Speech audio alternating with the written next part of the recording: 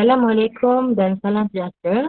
Hari ini saya akan membentangkan tentang teori perkembangan moral behaviorism dari B.F. Skinner dan Ivan Pavlov J.B. Watson.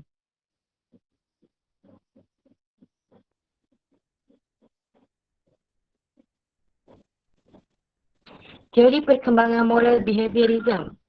Moral behaviorism ini merupakan tingkah laku.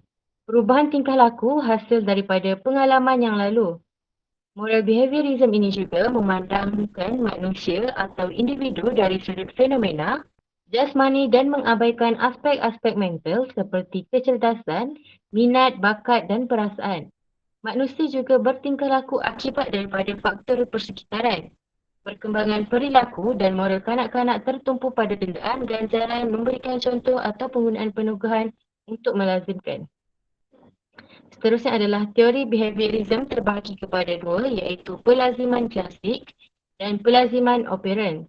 Pelaziman klasik mempunyai tiga tokoh, iaitu Ivan Petrovich Pavlov dan John Braiders Watson, Edward Ray Thorndike. Bagi pelaziman operan, iaitu Edward Lee Thorndike dan Burrhus Frederick Skinner.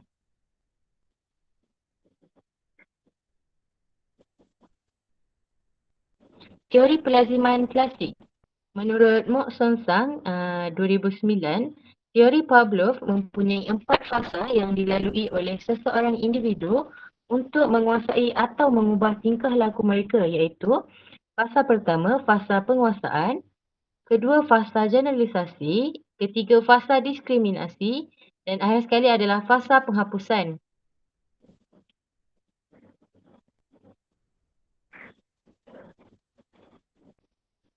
Ivan Petrovich Pavlov 1849 hingga 1936, Pavlov mencadangkan bahawa proses pembelajaran ialah pembentukan perkaitan antara rangsangan dan sesuatu gerak balas. Buktinya, kajian ke atas seekor anjing. Anjing itu melihat bekas makanan dan anjing itu mengeluarkan air liur.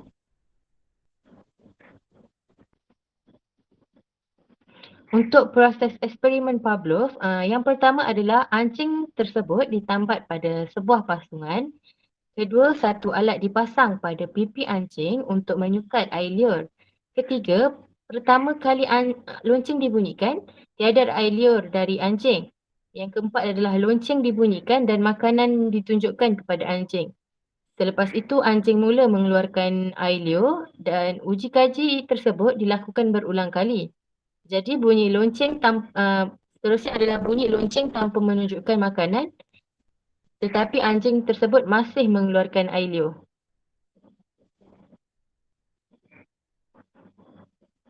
Rumusan untuk eksperimen pelaziman klasik terbahagi kepada 3 keadaan, iaitu sebelum pelaziman, semasa pelaziman dan selepas pelaziman.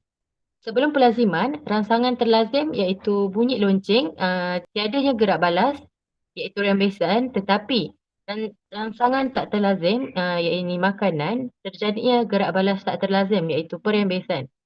Semasa pelaziman pula, rangsangan terlazim iaitu bunyi lonceng plus rangsangan tak terlazim iaitu makanan dan terjadinya gerak balas tak terlazim iaitu rembesan. Selepas pelaziman pula, rangsangan tak terlazim iaitu makanan, terjadinya gerak balas tak terlazim iaitu perembesan dan rangsangan tak terlazim bunyi lonceng dibunyikan dan terjadinya gerak balas terlazim iaitu perembesan.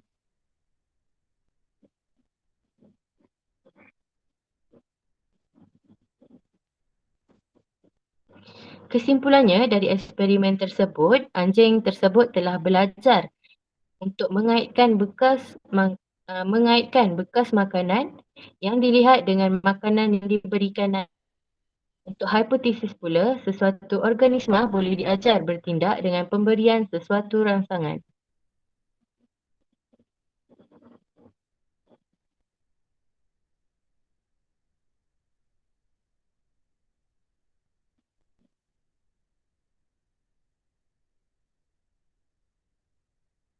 Untuk aplikasi teori Pavlov dalam pengajaran dan pembelajaran PDP gerak balas.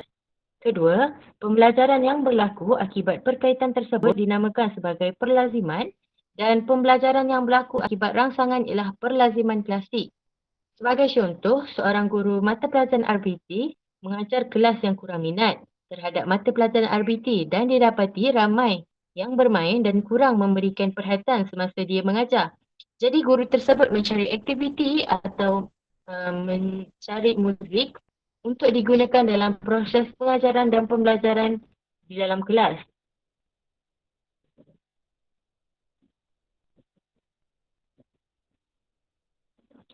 Jadi, tindakan guru tersebut terhadap pelajarnya adalah sebelum pelaziman, guru menggunakan lagu, iaitu rangsangan tak terlazim yang menunjukkan pelajar memberikan tumpuan iaitu gerakan gerak balas tak terlazim.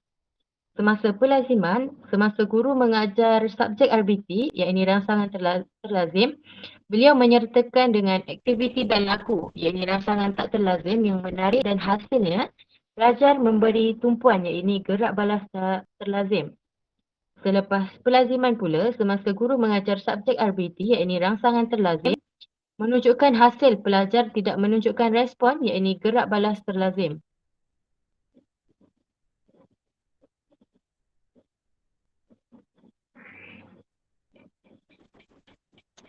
Kesimpulannya, dari segi penguasaan, kita dapat tahu bagaimana organisma mempelajari sesuatu gerak balas atau respon baru berlaku berperingkat-peringkat. Seterusnya, lebih kerap organisma itu mencuba, jadi lebih kukuh penguasaan berkenaan.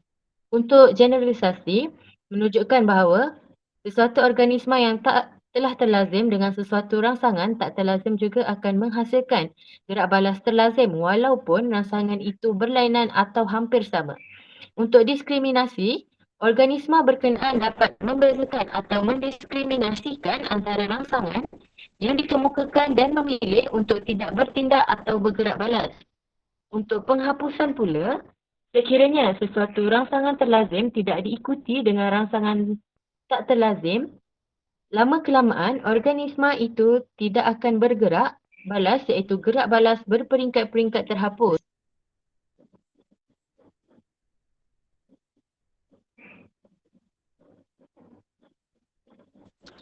Seterusnya adalah teori pelaziman operan iaitu tokohnya Burrhus Frederick Skinner dari 1904 hingga 1980.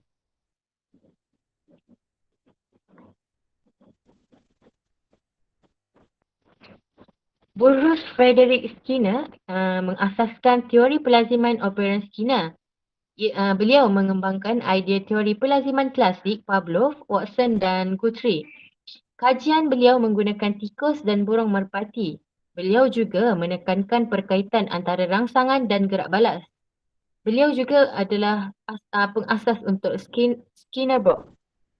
Berdasarkan teori ini, gerak balas dapat ditingkatkan, iaitu diulangi atau dihapuskan, iaitu tidak diulangi, jika diberi peneguhan sebaik sahaja gerak balas itu diulang.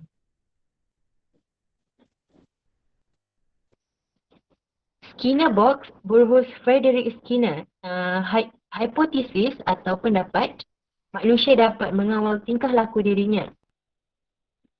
Ini merupakan eksperimen menggunakan tikus dan sebelahnya adalah eksperimen menggunakan burung merpati.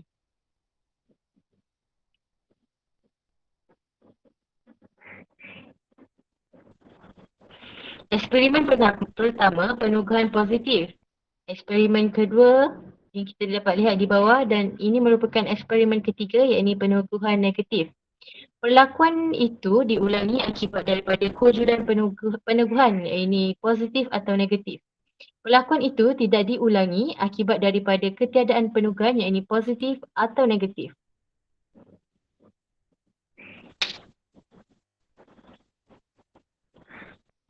Nota Skinner box yang kita boleh lihat di kotak pertama ini, eksperimen pertama. Di dalam kotak tersebut terdapat sebuah mangkuk yang disambungkan kepada alat penekan. Apabila alat penekan itu dipijak, biji makanan akan disalurkan ke dalam mangkuk tersebut. Seekor tikus yang lapar diletakkan ke dalam kotak Skinner. Tikus yang lapar kelihatan berlari-lari secara mundar-mandir di dalam kotak Skinner untuk mencari makanan.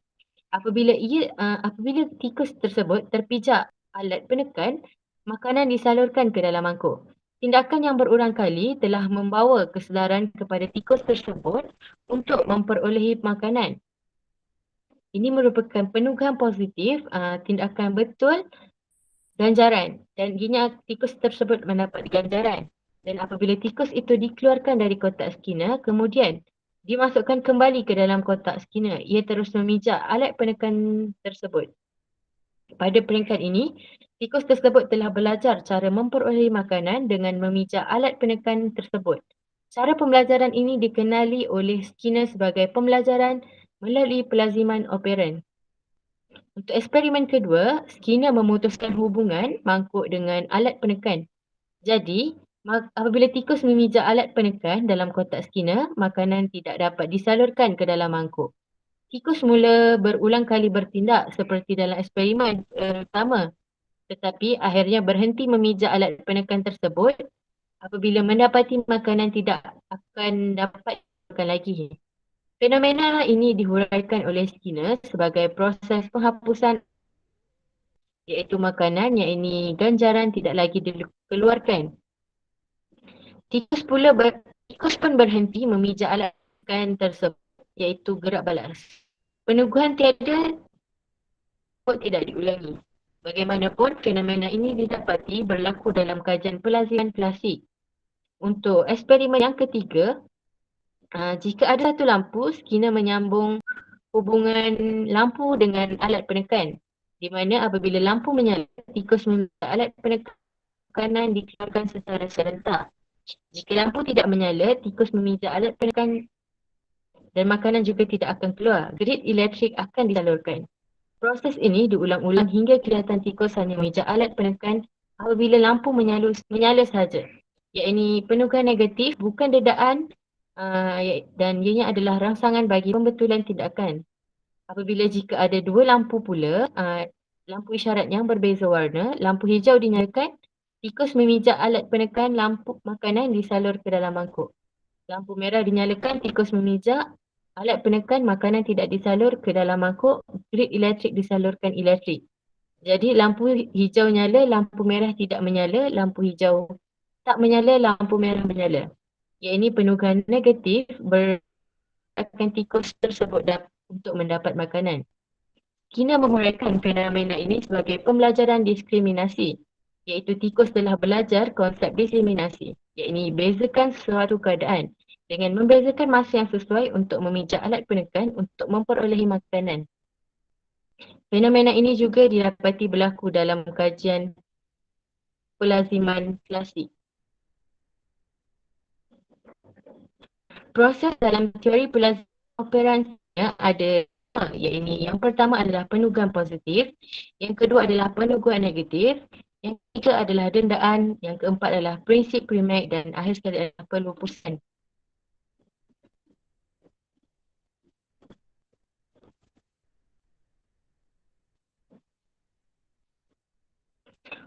Seterusnya, ini merupakan prinsip jadual penugahan Skinner.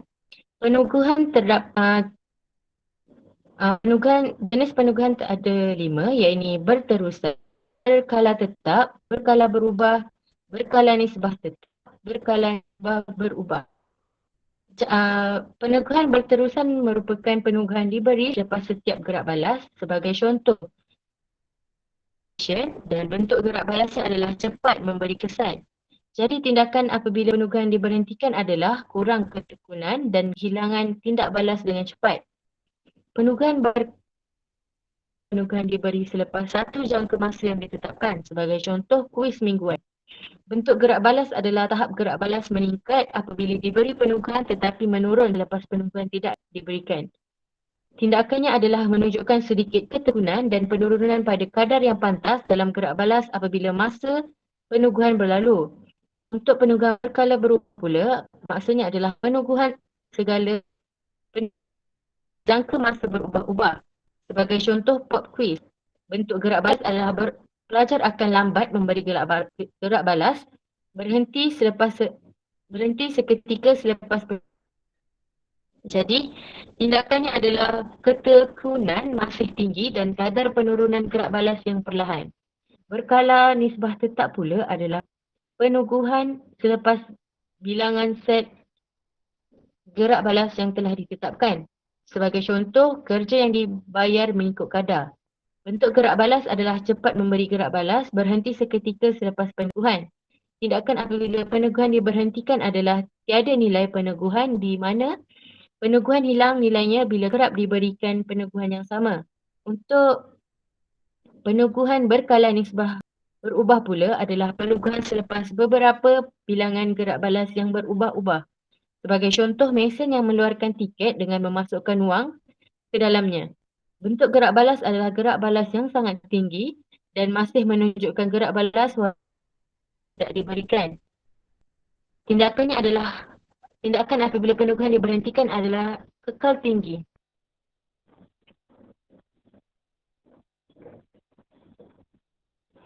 Seterusnya adalah peneguhan positif. Peneguhan positif memberikan sesuatu ganjaran setelah perlakuan ditunjukkan untuk menyebabkan perlakuan itu dapat diulangi atau diperkuatkan lagi. Bentuk pujian motivasi, hadiah, isyarat tangan dan senyuman. Peneguhan diberi oleh guru kepada murid supaya dapat meningkatkan prestasi atau mutu hasil kerja. Pujian positif yang memberi kesan iaitu memuji secara ikhlas, memuji dengan cepat, memuji tanpa pilih kasih sayang, memuji usaha dan cuba jaya, memuji tingkah laku yang spesifik, memuji jawapan atau respon yang spontan. Untuk peneguhan negatif pula, ianya adalah rangsangan serta-merta yang tidak selesa atau menyakitkan yang diberi setelah perlakuan ditunjukkan. Sebagai contoh, dimarahi, tidak dihargai, diabaikan, berpaling muka atau dileteri. Peneguhan diberi oleh guru kepada murid supaya dapat membetulkan perlakuannya supaya melakukan tindakan yang diingini. Seterusnya adalah dendaan. Dendaan merupakan mengenakan sesuatu yang menyakitkan atau kurang selesa apabila tingkah laku negatif dilakukan. Mengurangkan atau melemahkan tingkah laku yang tidak diingini agar tidak berulang, berdiri di hadapan kelas, membersihkan tandas, lari padang, kerja tambahan atau balik lewat. Dendaan ada dua jenis iaitu dendaan persembahan dan dendaan penyingkiran. Dendaan persembahan adalah disebabkan oleh sesuatu rangsangan yang menyebabkan perubahan tingkah laku diri pelajar tetapi tidak melibatkan fizikal. Ianya adalah menakutkan murid. Sebagai contoh, sistem demerit kerja tambahan. Untuk dendaan penyingkiran adalah berkaitan dengan penyingkiran rangsangan. Guru atau ibu bapa tidak memberi kemudahan apabila pelajar tidak berkelakuan betul. Sebagai contoh, tidak boleh keluar rumah untuk bermain, tidak dibenarkan menonton televisyen.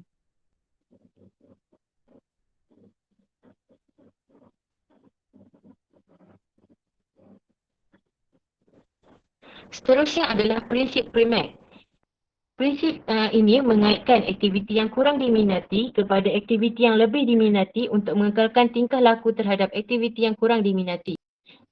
Prinsip ini juga dikenali sebagai Grandma Rules. Kenyataan kita boleh dan selepas selesai. Jadi sebagai seorang guru, kita boleh mengaplikasikan prinsip ini dalam PDP dengan menselang-selikan aktiviti yang menarik dengan yang kurang menarik untuk meningkatkan kadar pembelajaran murid. Untuk pelupusan pula, perlakuan yang tidak diberi peneguhan akan lupus dengan sendirinya. Keadaan ini dapat diatasi jika pertama, peneguhan untuk sesuatu perlakuan itu dikenal pasti. Kedua, peneguhan itu tidak lagi digunakan.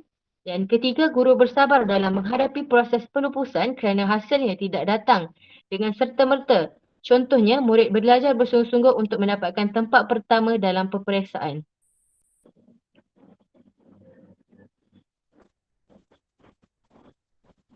Implikasi teori pelaziman operan Skinner dalam PDP.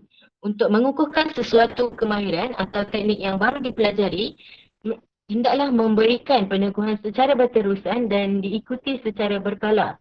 Penggunaan peneguhan positif yang lebih berkesan dan dapat membawa keseronokan kepada murid berbanding dengan peneguhan negatif, prinsip penghapusan melalui proses pelaziman operan adalah lebih sesuai digunakan untuk memodifikasikan tingkah laku murid yang tidak diingini. Misalnya, menghentikan peneguhan yang diberikan dahulu sama ada peneguhan positif atau negatif. Konsep diskriminasi melalui proses pelaziman operan membantu murid untuk memperolehi ilmu serta kemahiran yang tepat. Prinsip jadual penugahan Skinner dapat digunakan untuk merancang serta melaksanakan penugahan berterusan dan penugahan berkala yang berpatutan agar menjamin tingkah laku operan dapat dikekalkan. Ganjaran hendaklah sesuai dengan usia murid.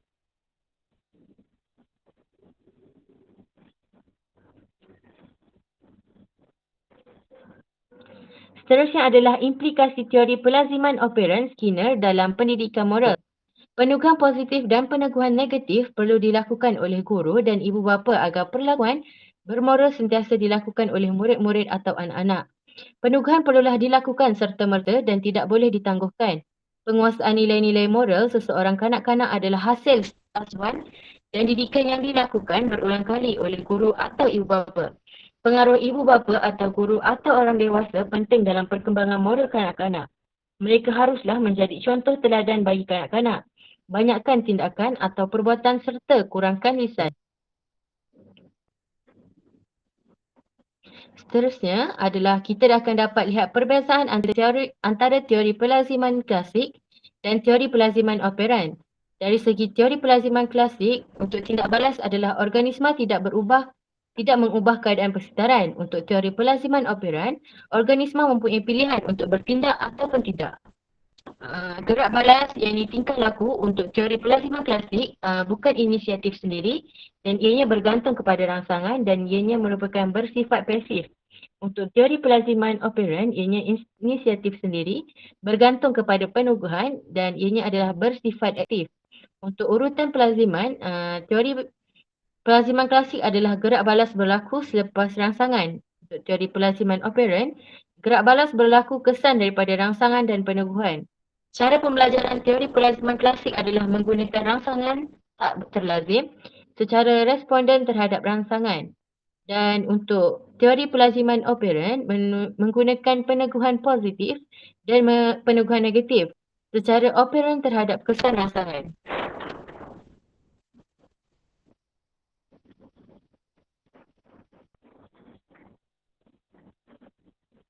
Jadi itu sahaja daripada saya. Sekian, terima kasih.